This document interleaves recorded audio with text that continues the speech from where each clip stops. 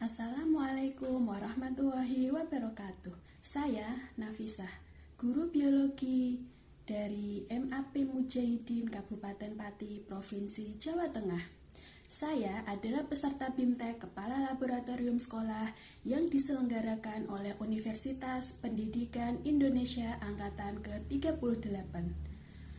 Menjadi salah satu peserta BIMTEK Kepala Lab yang diselenggarakan oleh UPI merupakan salah satu pengalaman berharga bagi diri saya pribadi, di mana latar belakang saya yang sempat vakum di dunia mengajar tentunya belum mencukupi untuk dapat mengelola laboratorium dan memanajemennya dengan baik.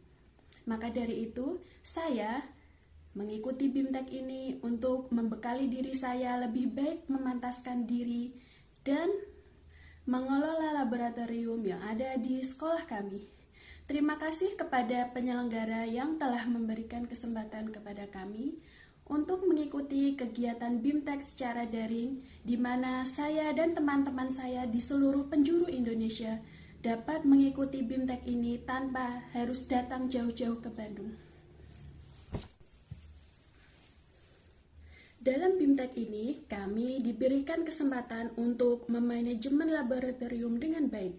Bukan hanya memanajemen laboratorium IPA saja, namun juga kami diajarkan untuk mengelola laboratorium secara keseluruhan, baik laboratorium biologi, fisika, kimia, laboratorium komputer, dan laboratorium bahasa.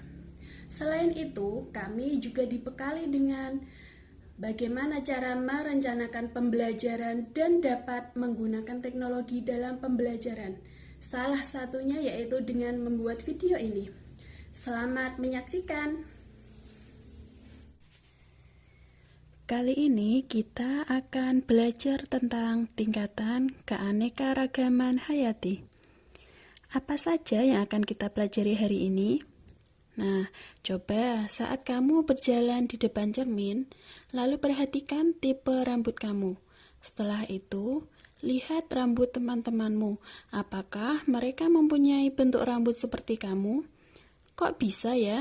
Bentuk rambut setiap orang berbeda-beda.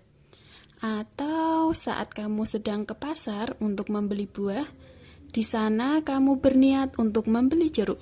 Ternyata ada banyak jenis jeruk yang dijual. Ada jeruk bali, jeruk lemon, hingga jeruk nipis. Nah, perbedaan ini terjadi karena adanya keanekaragaman hayati.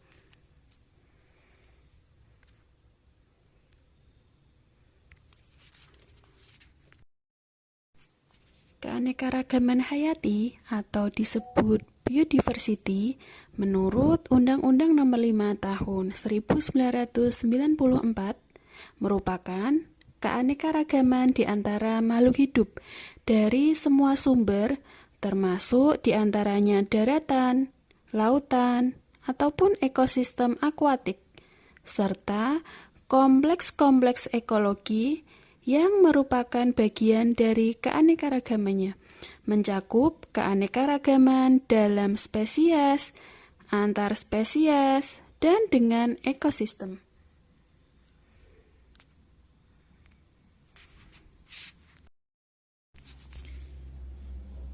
Yang pertama, yaitu ada keanekaragaman hayati tingkat gen.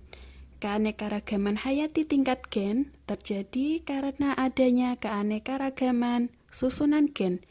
Jadi, perangkat gen itulah yang menentukan ciri serta sifat yang dimiliki oleh suatu individu. Contohnya, ada yang mengetahui? Ya, benar sekali. Misalnya, adanya berbagai macam rambut, ada rambut keriting, lurus, ikal. Nah, itu terjadi karena adanya keanekaragaman tingkat genetik. Kemudian contoh yang kedua bisa ditunjukkan dari gambar, yaitu adanya berbagai macam variasi warna pada bunga mawar. Kemudian ada berbagai jenis pohon mangga ya, atau buah mangga. Nah, buah mangga itu juga ada berbagai macam jenis seperti itu. Yang kedua yaitu keanekaragaman tingkat individu atau spesies. Berbeda dengan keanekaragaman tingkat genetik, keanekaragaman tingkat individu atau spesies menunjukkan adanya jumlah dan variasi dari jenis-jenis organisme. Lalu, kenapa bisa terjadi keanekaragaman tingkat spesies? Keanekaragaman ini bisa terjadi karena adanya pengaruh kandungan genetik dengan habitatnya. Contohnya yaitu berbagai macam palem-palem. Ada palem pegunungan, palem pantai, palem pinang. Nah, itu merupakan salah satu contoh dari. Yang ketiga yaitu keanekaragaman hayati tingkat ekosistem. Di atas keanekaragaman tingkat gen dan individu, ada keanekaragaman tingkat ekosistem. Itu artinya setiap ekosistem mempunyai keunikan dan ciri khasnya sendiri-sendiri. Keanekaragaman tingkat ekosistem menggambarkan jenis populasi organisme dalam suatu wilayah. Adanya keanekaragaman tingkat ekosistem ini ditunjukkan dengan adanya perbedaan faktor abiotik serta komposisi jenis populasi organisme.